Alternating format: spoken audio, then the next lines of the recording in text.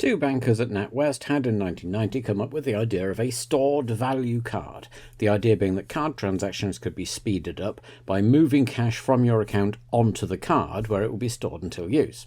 The vendor would no longer need to use the old-fashioned carbon copy card machine and do all the manual accounting that came with it, or rely on sometimes slow and unreliable telephone lines for the new electronic systems.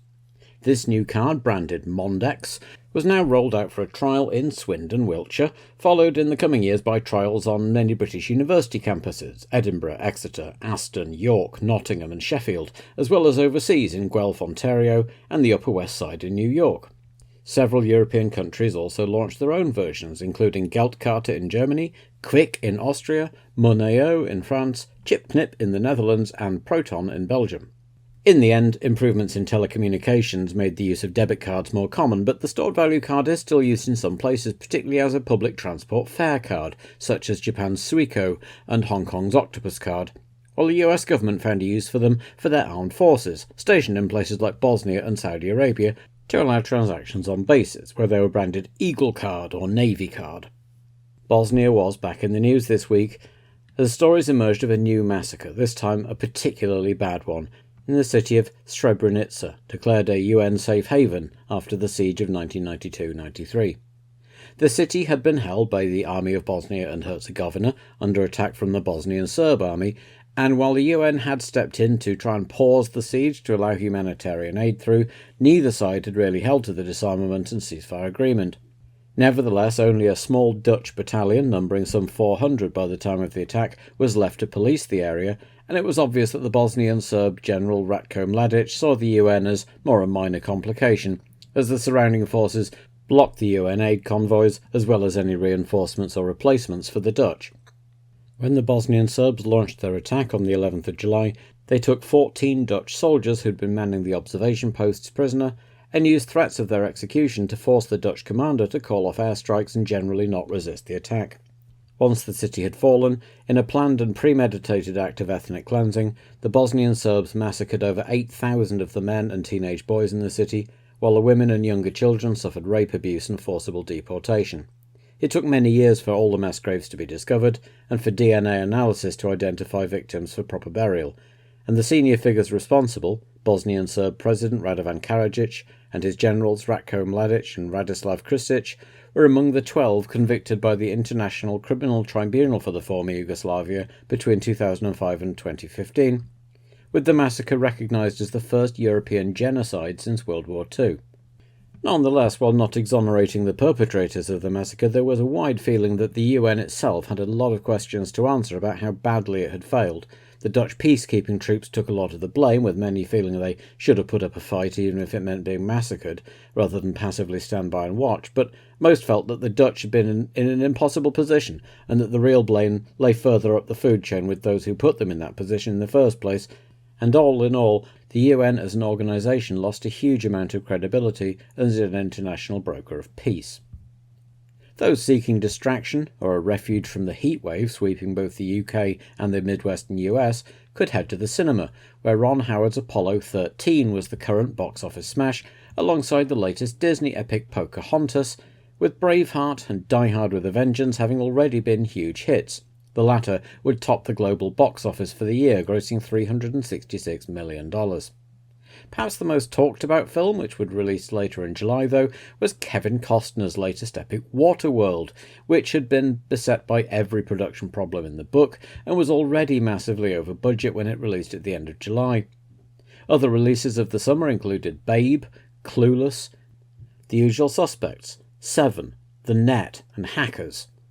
British cinema hadn't been able to replicate the huge global success of 1994's Four Weddings and a Funeral, but slated for a November release was the first James Bond movie in 6 years, thanks to legal wrangles, with a new leading man in the shape of Irish actor Pierce Brosnan.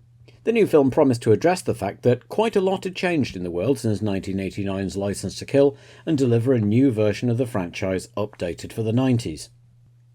Behind the scenes in F1, there was a summit meeting between Max Mosley and his colleague cum rival, Bernie Ecclestone.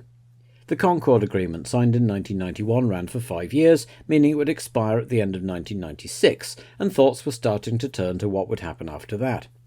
Max Mosley had never been entirely happy with the agreement that Jean-Marie Balestre signed in 1991, which gave Bernie Ecclestone and Paddy McNally's All Sports Management not only $300 million a year in profits, but also didn't specify that Bernie and Paddy had to work under the FIA umbrella. Bernie had been musing out loud that he might just sell Formula One management to the teams, or even withdraw from the FIA and start his own series. He was the sole owner of the sport of Formula One. But he didn't hold all the cards because several of the more powerful team owners were wanting some big concessions next time the agreement was negotiated. And so Bernie and Max met up beforehand to work out a new deal. Bernie would now officially submit to the FIA's authority and pay $9 million plus a percentage of the TV rights per year, in exchange for which Ecclestone would retain the full rights to F1 for the next 15 years until 2010, by which time he would be 80 years old. And while they were at it, they confirmed the introduction for 1996 of the 107% qualifying rule. Back to the present though, and while the British F1 fans were eagerly anticipating a repeat of Damon Hill's 1994 win, things were not happy in the Williams-Renault camp. Damon hadn't won in 3 months, and a lot of people were blaming Williams' strategy, while Patrick Head had talked to some Italian and French reporters in the week leading up to the race about the deteriorating relationship with Renault. Quote, "We don't appreciate seeing our engine manufacturers applauding the victory of our toughest rival. It seems that Renault no longer has confidence in Williams. To maintain our status as a top team, we only have one alternative: win more often or change engines." Patrick was clearly venting some frustration, but he had had a deputation from Shell the other day inquiring about taking over the fuel contract from Elf if they could arrange for a supply of the new V10 Honda engine that was apparently being worked on in secret. Frank Williams, for his part, may also have been frustrated, but was quick to reassure Patrick Four of Renault that they weren't unhappy with their engines or the support for them. But at the same time, Frank noticeably wasn't quashing rumours that he was unhappy with Damon Hill, and was considering replacing him for 1996 with Jacques Villeneuve, or perhaps one of the current Ferrari drivers. Jean Alesi had turned Frank down for the 1991 season, but maybe he'd like another chance. Georgie Hill was also due to deliver the couple's third child imminently, so it was safe to say that Hill had a lot on his mind. So, naturally, Michael Schumacher punched the bruise, complaining to the German press that Hill had dangerously blocked and brake-tested him in Magny-Cours, quote, "Next time he tries the same thing, I'll know what to do," unquote, and that Hill was moody and unpredictable in the paddock, quote, "Either he stops, smiles and talks to me, or he steps right on my toes without even seeing me. I've never understood that attitude." Buttons thoroughly pushed, Hill talked to the British press about how Schumacher had been taken over by the Mercedes PR machine at a young age and was an example of drivers who are, quote, "not human beings but products," end quote. Some frantic behind-the-scenes negotiating by the respective agents, Willy Weber and Michael Breen, led to some highly publicised handshakes, smiles, and "it's all been taken out of context." So that was okay then. Benetton, meanwhile, had gone to the UK press to deny they were talking to Damon Hill, who had said he was talking to all the top teams, and they felt that fees such as, say, $20 million a year were far too high, which, coincidentally, was the sum on the table for Schumacher from Ferrari at the moment. Damon's fellow Brit Johnny Herbert was also under pressure after a bad couple of races, and it was noted that now Simtek had gone under, Jos Verstappen was free again, and indeed was contractually owed races by Flavio Briatore, but there were also rumours that Martin Brundle might make a return to Benetton, which would allow the Mugen Honda people at Ligier to get their way and have Suzuki in the car for the rest of the year. Herbert, like Hill, let his frustration with Schumacher get the better of him, telling the British media that Michael is incredibly selfish, he only thinks about himself every single moment, and that he refused to share any setup tips, and the team wouldn't even give Johnny access to Michael's telemetry data. "I knew it would be tough, but not this tough," he glumly concluded. Steve Nichols was returning to McLaren as technical consultant 6 years after leaving, and would be setting to work on the MP411 for 1996, with a brief to make it simpler than the current car. Nichols had been chief designer at Jordan for the last couple of years, so Eddie would be looking for someone to continue Steve's good work and continue the team's upward trajectory. Ferrari had produced some new rear bodywork and a diffuser for the car, tested both at John Barnard's wind tunnel at Bristol and at Ferrari's own in Maranello. Martin Brundle's Ligier had a new power steering system following extensive testing at Magny-Cours. A second B-Spec 40 had been built for Roberto Moreno, and Tyrrell had abandoned that Hydrolink suspension, which had never really worked. Minardi's worries were off the track as much as on. The Court of Appeal in Bourges had ruled that the team had to pay £430,000 to GPES, from whom it leased its engines, but the only way Giancarlo Minardi could raise that would be to wind the team up, so they were given a generous payment window and allowed to compete in the meantime. And they, like most of the other small teams, were very worried about the 107% rule, which they felt was clearly intended to get small teams out of the sport. And finally, Footwork had to alleviate some of their own money worries by replacing Gianni Morbidelli with pay driver Massimiliano Max Papis. The ever-unfortunate Gianni, who'd scored the team's only point of the year in Canada, was understanding about Jackie Oliver's situation and was effusive in praising his boss's strenuous efforts to find him another seat, but without success so far. Car number 9, Max Papis. Born in Como in 1969, Max made his way up through karts to Formula Monza in 1988 before graduating to Italian F3 the following year.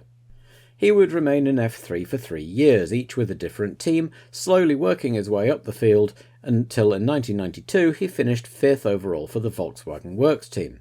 That was enough to earn him a move into International F3000 with the Dutch Vortex Motorsport concern for 1993, but reliability was a problem and he could only manage 10th overall with just 3 points finishes. 1994 was better, and his form saw him finish 6th in the standings and earned him a test with Ligier and a test contract as Lotus's official test driver just before that historic team went belly up, but he had convinced sponsors, particularly necktie makers Altea, that he was worth a punt and raised funds for a tilted F1 with the penniless Arrows concern. Though at 1.83 metres, 6 foot, he might find a car designed for the 1.67 metre, 5'6", Morbidelli a bit of a squeeze.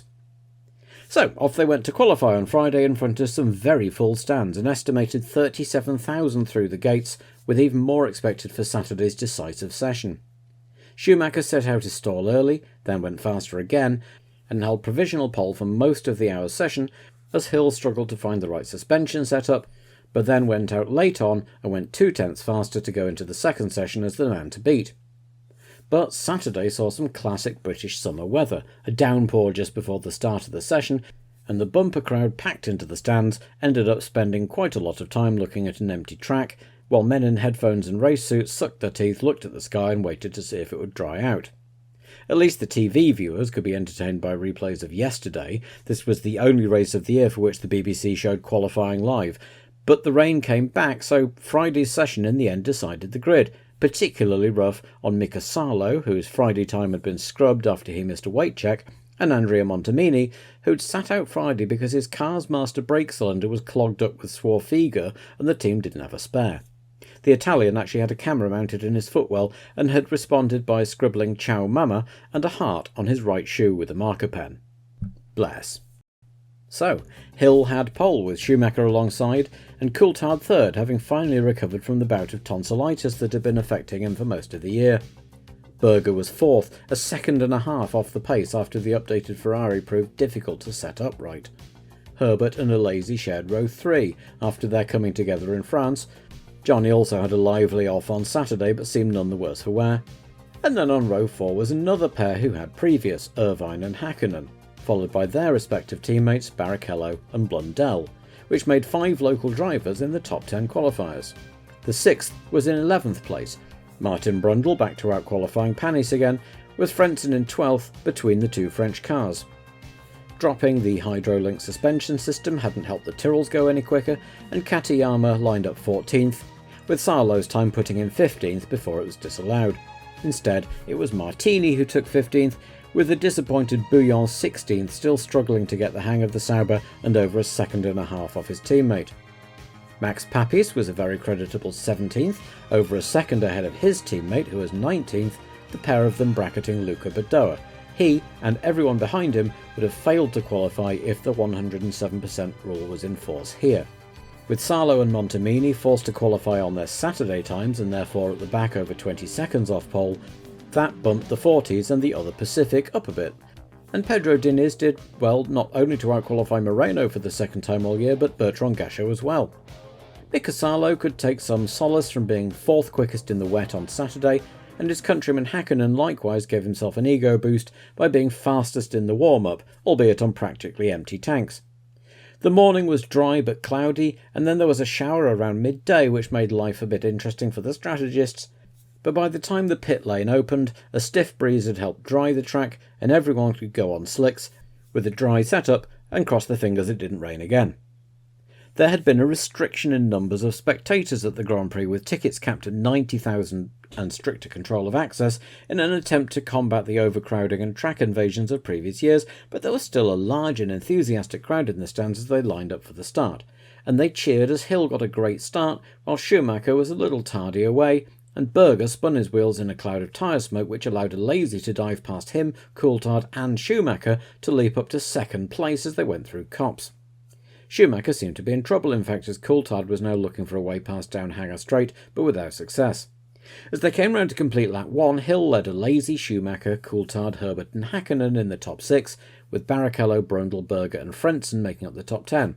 Irvine, who'd started alongside Hakkinen, was having problems with gear selection and was 13th and dropping back. Berger, recovering from his dreadful start, took 8th off Brundle on lap 2, as Hill stretched the lead out from a lazy to 2 seconds, the Ferrari clearly holding up Schumacher and Coulthard behind him, as Irvine's gearbox gave up entirely and spun him out at Abbey. As Hill continued pulling away, Flavio Briatore popped down to see Roland Brunschreider and asked if maybe a lazy had jumped the start. No, he hadn't, so Schumacher would need to get past on his own. The Benetton team had opted for a single stop for this race, so Schumacher's car was full of fuel and a little heavier on the acceleration, which is why he'd not been able to get past so far. But knowing that didn't help a lot right now, because Hill was putting a second a lap onto his lead. Further back, Blundell and Panis had both got past Frentzen, but just as at Manicourt, the Frenchman, as well as Barrichello, were given 10-second penalties for jumping the start, and Olivier came straight in for his, while Diniz and Moreno had both already stopped, Diniz twice, to have their gearboxes looked at because something wasn't right. Hill continued to charge, lapping the 2 Pacifics, and already 15 seconds ahead on lap 13. In a 61-lap race, anyone on 3 stops would be thinking about coming in soon, and a 2-stop strategy would mean lap 20, so another 5 to 7 laps after that. In the event, Coulthard was the first of the front-runners in on lap 15, despite being on a 2-stopper, the team bringing him in early, just as Barrichello served his penalty.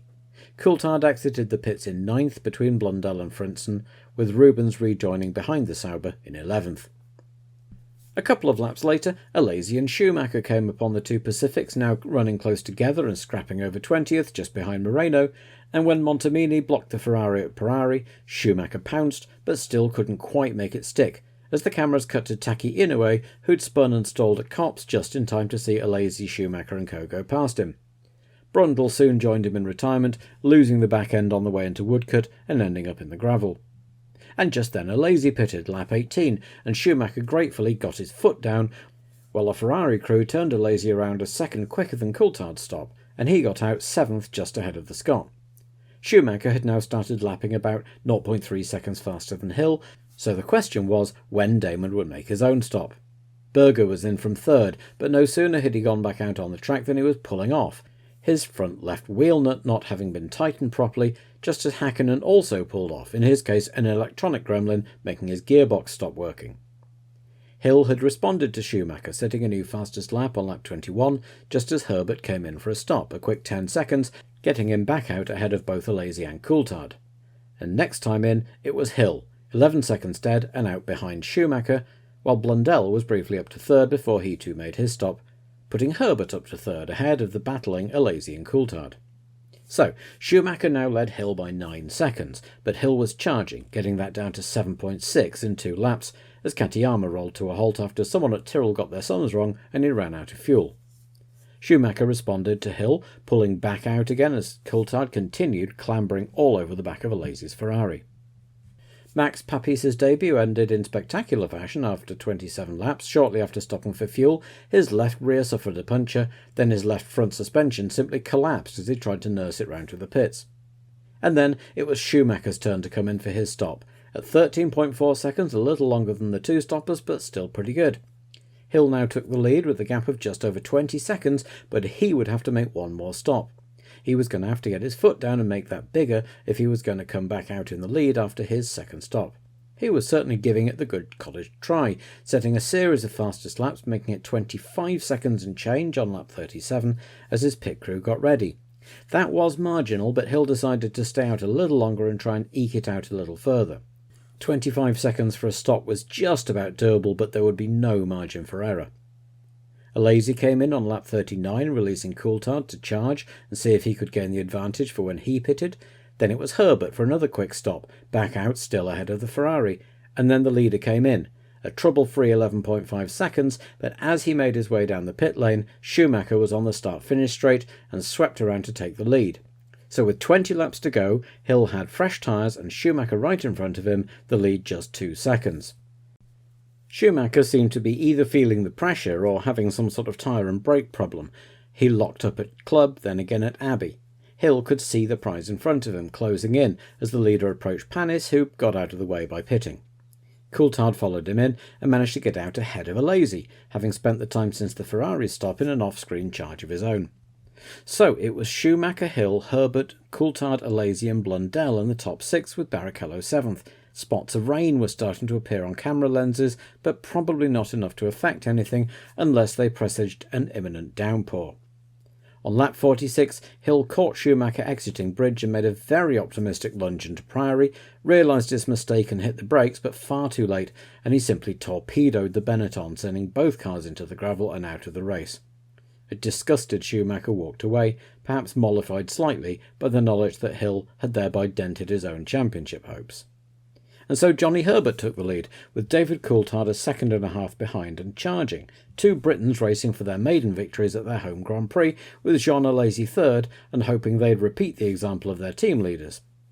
When Herbert was held up getting by Moreno, Coulthard was able to get right on the Benetton's tail with 14 laps to go.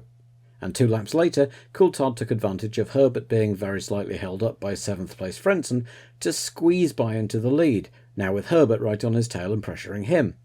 But there was still more drama to come, because out went the notification that David Coulthard had been given a 10-second penalty for speeding in the pit lane, and so in he came as Herbert went by to regain the lead, with a 6-second gap to Alesi and 10 laps to go.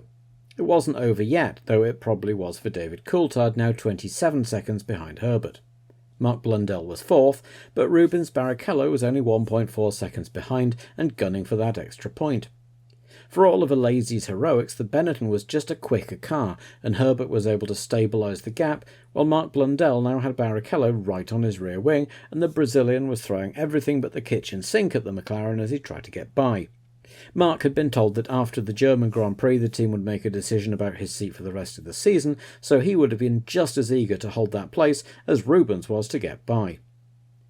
As Herbert went through to start his last lap, the fans were on their feet, cheering the roof off the stands, as Barrichello made one last lunge to get past Blundell, only for the McLaren to brake a little early and the Jordan to hit the back of it, lost both front wheels and ended the day in the gravel, a livid Rubens climbing out and storming off to talk to the stewards.